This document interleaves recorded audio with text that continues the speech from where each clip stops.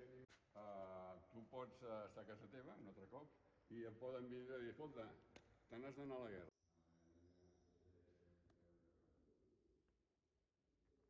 Arrestat arbitràriament, o sigui, tu no pots estar a casa teva tranquil. Aquest és un artista americà, ¿vale?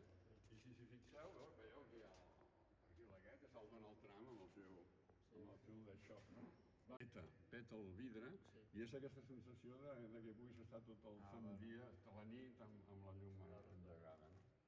No, és interessant. Bueno, jo crec que imatge d'aquí, als anys finals dels 60, 70, es deia Charles Manson i va ser una persona que va crear una secta, va fotre una secta, estava com una torradora. La secta entressin en una casa i matessin era un artista de cine.